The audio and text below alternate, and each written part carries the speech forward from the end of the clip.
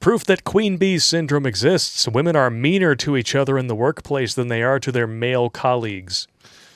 It's a phenomenon well known to women in offices the world over. Oh, wait, but I thought it was sexist. We're going to get to that later. Yes, we will. Now scientists say they have proof that queen bee syndrome really does exist. A study by researchers at Arizona University, a state that Biden totally won, confirms women are meaner to each other than they are to their male colleagues. Research found that female queen bee employees who want to get to the top of their profession and ride it all the way to the scene of the crash tend to target other women who act dominant. Are you shocked? No. No. I'm not shocked at all. In fact, I know lots of women who absolutely hate working for women. They hate it. Yeah. When I was in the service, I can't tell how many times I had women show up and get reported into my company, and they're like, "Hey, God." I'm like, "What? I cannot work for another female first sergeant." No more Dinas.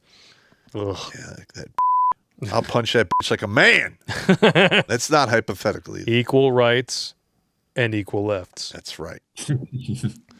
Researchers from the University of Arizona set out to examine who was rudest to women in the workplace across 3 studies.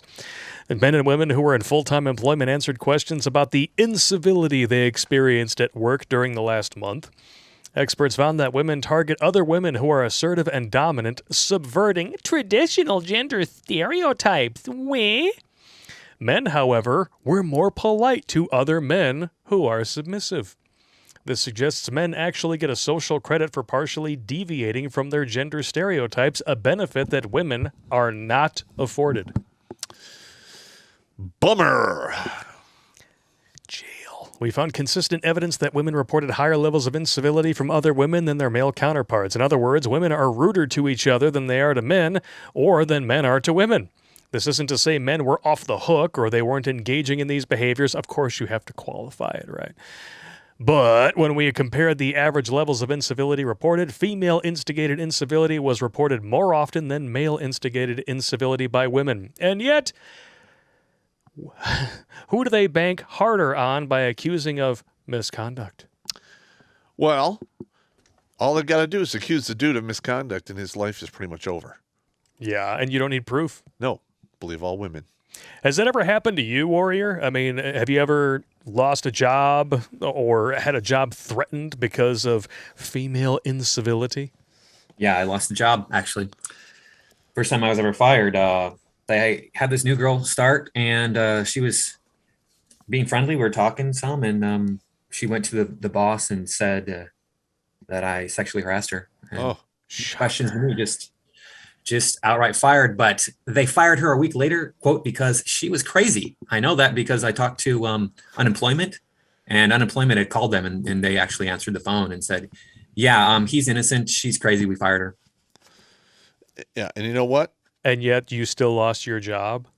Yep. That would be a huge lawsuit right there. Yeah. It really would. Wow. More people need to start suing employers that do this kind of shit. It'll stop. It's happened to me too. Yep. When I was waiting tables at Olga's Kitchen, all of a sudden I started getting these complaints from unnamed female employees. And I'm like, okay. And I actually asked the guy who brought this to my attention. I said, okay, what was I doing in said complaint? And he said, well, apparently you were standing in the wait hall with one hand on her shoulder and the other hand on her ass. And I said, the only reason I would do that is if I was getting ready to bend somebody over for some way, hey, if you know what I mean.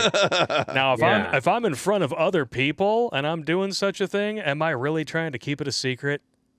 Wow. Well, that's not really part of the discussion here. I'm like, oh, yes, it is. Because if you're not asking logical questions, you're going to progress down an illogical path.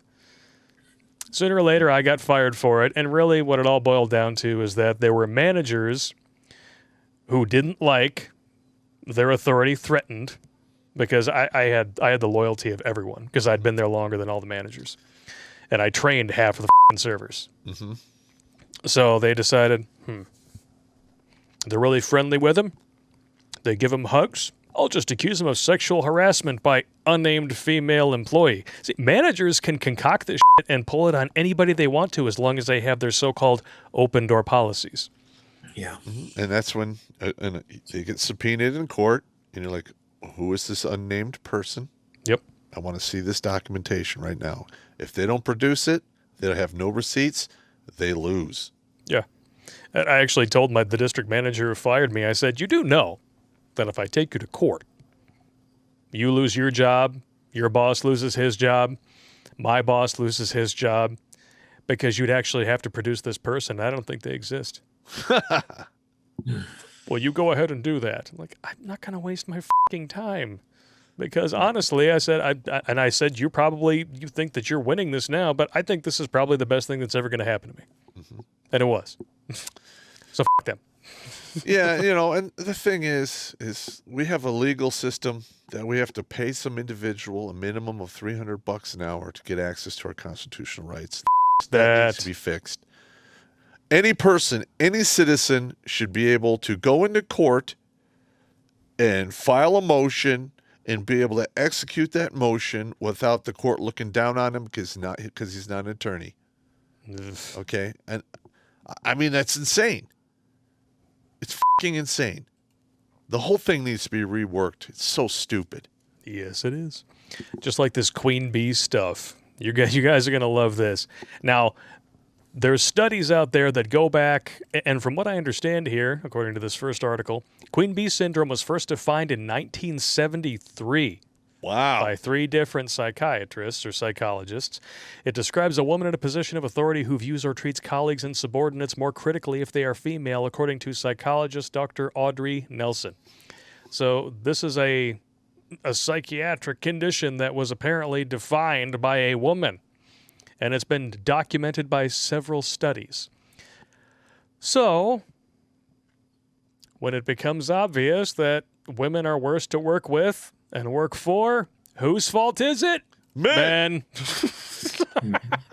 Why women sometimes don't help other women. It's not because they're inherently harsher leaders than men, but because they often respond to sexism by trying to distance themselves from other women.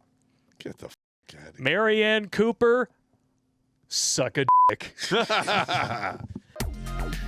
Watch Grunt Speak live Tuesdays at 8 p.m. Eastern and bring the strong stuff.